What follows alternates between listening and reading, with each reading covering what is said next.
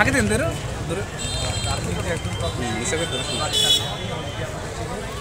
এই মসজিদটা একটা বিশাল মসজিদ, মসজিদের নাম গাছশালা, বিশাল জায়গা। আমি অনেকদিন ধরেই আশা করছিলাম যে এখানে নামাজ পড়বো, আজকে আমাকে দান করছেন, আমি আসছি। আর আমার যে কারণে আমি সব জায়গায় যাচ্ছি সেটা হচ্ছে আপনারা জানেন যে আমাদের বিএনপির ভারপ্রাপ্ত চেয়ারম্যান জনাব তারেক রহমান সাহেব সেই ৩০ দফা যেহেতু কাগজে কলমে লেখা আছে সেগুলো তো আমাদের গ্রামে গঞ্জে সাধারণ মানুষের কাছে পৌঁছে দিতে হবে। সেগুলো আমরা কী করছি, আমরা সেগুলো লিফলেট আকারে সেগুলো আমরা প্রকাশ করেছি, আমরা ক্যালেন্ডার আকারে অনেকের বাইরে দিয়ে আসছি এবং আমি একে তৈরি করে সব জায়গাতে দিচ্ছি। আমি তাদেরকে ওই ৩১ দফা বর্ণনা করতেছি এবং ব্যাখ্যা করতেছি, যাতে করে যারা এটা বুঝবে সেও যেন আরেকজনকে বুঝে দেবে। আজকে ইমাম সাহেব যে কথাগুলো বললেন এগুলো সবই ৩১ দফার মধ্যে আছে। অর্থাৎ এই ৫ই অগাস্ট পরবর্তী যে বাংলাদেশ গঠন হবে সেই বাংলাদেশে মানুষের সাম্য, সামাজিক মর্যাদা, মানবিক মূল্যবোধ এবং ইসলামী মূল্যবোধ এগুলো সবই থাকতে হবে। অর্থাৎ এই বাংলাদেশের প্রতি আমাদের যে ভালোবাসা, যে মমত্ববোধ, এই দেশটাকে যে আমরা ভালোবাসি, যেভাবে শহীদ রাষ্ট্রপতি জিয়াউর রহমান এই দেশটাকে যে আদলে করেছিলেন, যেভাবে স্বনির্ভর বাংলাদেশ উনি করেছিলেন, করতে চেয়েছিলেন, কিন্তু ৩.৫ বছরের মাথায় ওনাকে হত্যা করা হয়েছিল। এরপরে আবার দেশনেত্রী বেগম খালেদা জিয়া গণতন্ত্র রক্ষা করে ৯ বছর শহীদ শাসনের বিরুদ্ধে আপোষহীন থেকে উনি শুরু করেছিলেন, ওনাকেও আবার ষড়যন্ত্র করে মিথ্যা মামলা দিয়ে জেল খাটিয়েছিলেন। এই যে অরাজকতা দীর্ঘ ১৫ বছর বাংলাদেশে ছিল, সেই অরাজকতাবিহীন বাংলাদেশে সমস্ত মানুষ দল মত নির্বিশেষে ভালো মানুষগুলো যাতে একসাথে বসবাস করতে পারে এবং তারা যেন এই রাষ্ট্রটাকে সুন্দরভাবে গঠন করতে পারে, সেই জন্যই করা হয়েছে ৩১ দফা।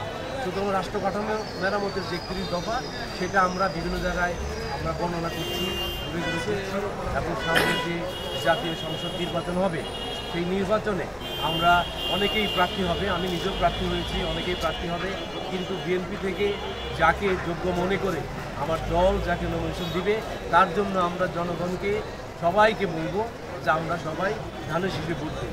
বিশেষ করে এই যে ইয়াং জেনারেশন যারা এই জেনজি বলি আমরা, যারা আন্দোলন সংগ্রামে ছিল, এই ইয়াং জেনারেশনকে আমরা যদি একটু বুঝাতে পারি তাহলে তারাও ধানের শীষে ভোট দেবে। আমরা চাই যে তার প্রথম ভোটটা, যেহেতু ১৫ বছর যারা ভোট দিতে পারে নাই, তার এই প্রথম ভোটটা যাতে ধানের শীষেই দেয়, সেই জন্য আমরা ঘুরে ঘুরে তাদের আমরা উৎসাহিত করছি। সুতরাং এইখানে ওই জন্য আমার আশা, এত মানুষ এক জায়গায় নামাজ পড়ে, কত মুসল্লি, কত মানে বুজুর্গ লোকজন এখানে আছেন, তো সবার কাছে দোয়া চেয়েছি এই কারণে যে কার দোয়া আল্লাহ তাআলা কবুল করবেন কে জানে। সুতরাং আমার নসিব, আমার সম্মান, এটা দেওয়ারও মালিক আল্লাহ, নেওয়ারও মালিক আল্লাহ, কিন্তু মানুষের দোয়াই হচ্ছে সব থেকে বড়। সুতরাং এই এত বড় মসজিদে অনেক বুজুর্গ আছেন যাদের দোয়া আল্লাহ তাআলা কবুল করতে পারে, ওই জন্য আমার আশা। এবং আমি আপনাদের কাছে দোয়া চাচ্ছি, আপনারা সবাই দোয়া করবেন আমার জন্যে, দোয়া করবেন আমার নেত্রীর জন্যে। এবং আমরা কিছু লিফলেট নিয়ে আসছি, যদি কেউ এটা নিয়ে যান তাহলে এখানে আমরা একটা কাজ করেছি, এখানে একটা কুপনের ব্যবস্থা করেছি। এই কুপনের মধ্যে 5টা পুরস্কার দেওয়া আছে। এই লিফলেটটা যারা হাতে রাখবেন করবেন এবং কুপনটা দিয়ে দিলে আমরা একটা লটারি করব এই মাসের শেষের দিকে অথবা সামনের মাসের প্রথম সপ্তাহে।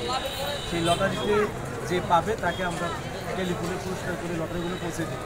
এর মধ্যে মোটরসাইকেল আছে, এর মধ্যে মোবাইল ফোন আছে, এর মধ্যে স্মার্ট টেলিভিশন আছে। তো আপনারা যারা নেবেন আপনারা নিতে পারেন, কিন্তু এটা ফিল আপ করে আমার লোকজনদের কাছে সেটা একটা ছোট্ট কুপন আছে সাইডে দিয়ে দিয়ে, এটা ফ্রি, আমরা এটা সবাইকে দিয়ে দেবো। এটা আমরা সারা কালিহাতীতে ঘুরে ঘুরে দিচ্ছি সবাইকে। মহিলারা খুব পছন্দ করছে, সারা কালিহাতীর মহিলারা আমার বাসায় এসে নিয়ে গেছে।